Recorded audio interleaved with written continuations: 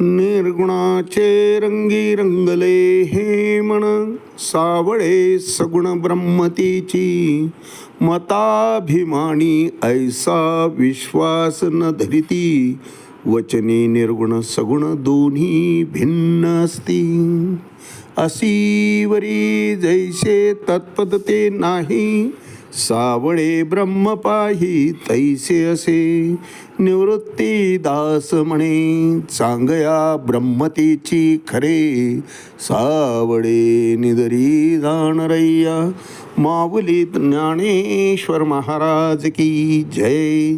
एक तरी ओवी अनुभवावी या ज्ञान यज्ञात आपण श्रीमद भगवद्गीता 8वा अध्याय 8वा त्यातला श्लोक क्रमांक 13 आणि माऊलींनी या श्लोकवर ज्ञानेश्वरीमध्ये 120 क्रमांकाच्या ओळींना 8व्या अध्यायात केलेलं भाष्य, याचं आज आपण चिंतन करणार आहोत.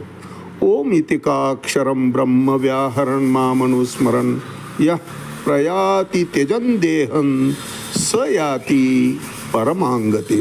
अर्थात ओंकार ब्रह्म आणि भगवान श्रीकृष्ण हे एकच. नाम आणि प्रत्यक्ष भगवंत यात फरक नाहीच महाराज. अंत में निकला ये परिणाम, राम से बडा राम का नाम. भगवंतापेक्षाही ओंकार श्रेष्ठ आहे महाराज. भगवंताचं नाम श्रेष्ठ आहे. रामायणातला प्रसंग, सेतूचं काम चाललंय.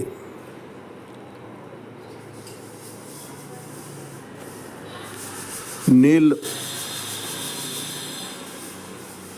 एक एक दगड हातात घेतोय आणि राम त्यावर लिहून समुद्रात टाकतोय. ते तरंगतायत. भगवंताला राहवलं गेलं नाही. भगवंताने आपणही एक दगड उचलला आणि टाकला. टाकल्याबरोबर तो तळाला गेला महाराज, बुडाला.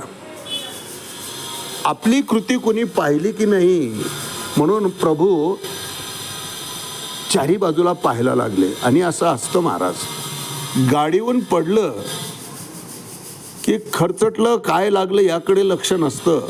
आपल्याला कोण पाहत आहे हे आधी मनुष्य पाहतं. अगदी भगवंताची ती कृती हनुमंतरायानं टिपली आणि हास्य केलं. भगवंतराय हसले. हनुमंतराय प्रभू म्हणले, हनुमंता तू पाहिलंस? फक्त हसले आणि हात जोडले. म्हणले, प्रभू यात नवल काय? अरे म्हणले, असं कसं? माझं नाव लिहिल्यावर प्रत्येक दगड तरंगतोय आणि मी दगड टाकला तर तो बुडतो, हे असं कसं? हनुमंतराय सांगतात बुद्धिचातुर्यानं की प्रभू, ज्याचा आपण त्याग केला तो कसा तरल? तो बुडणारच ना. भगवंताचं नाम भगवंतापेक्षा श्रेष्ठ आहे महाराज.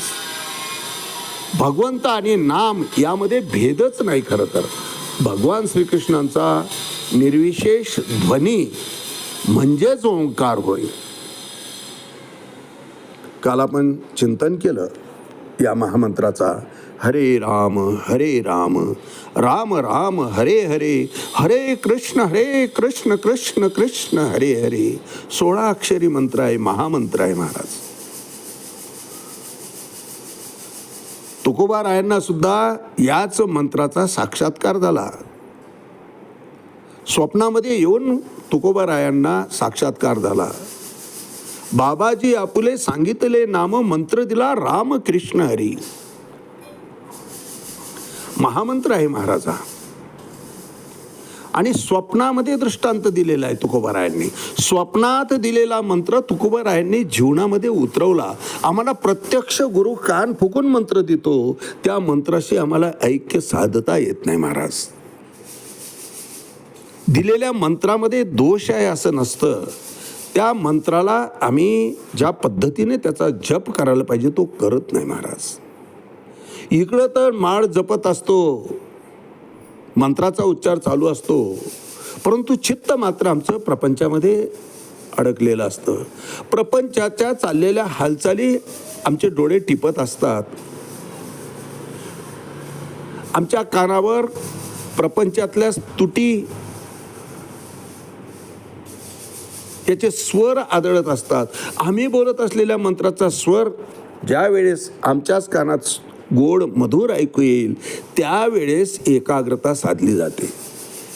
नाहीतर हातात माळ जप आहे, राम राम राम राम, अरे दूध उत जाईल बघ रे, राम राम राम राम राम राम, पोरं शाळेला गेले का, राम राम राम राम, अरे गोठा साफ केला की नाही, राम राम राम. महाराज गुरुजींनी 2 माळा जपलेल्या जपायच्या सांगितले आहे.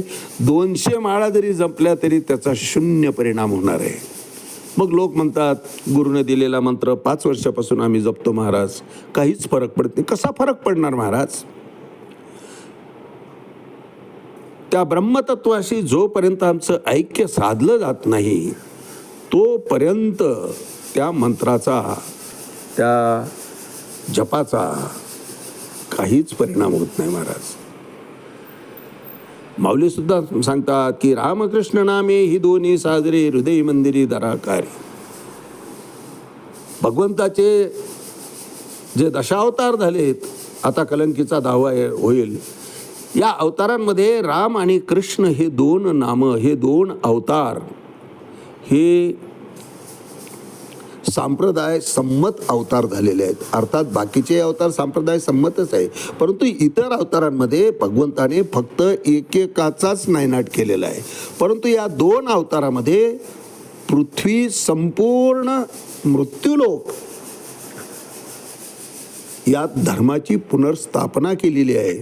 आणि विनाशायच दुष्कृताम, जे दुर्जन होते त्यांचा संपूर्ण नायनाट केलेला आहे भगवंताने या 2 अवतारामध्ये. म्हणून या 2 अवताराला विशेष महत्त्व दिलं जातं. आणि त्यांच्या नामजपामध्ये साधना ही फळाला लवकर येत असते.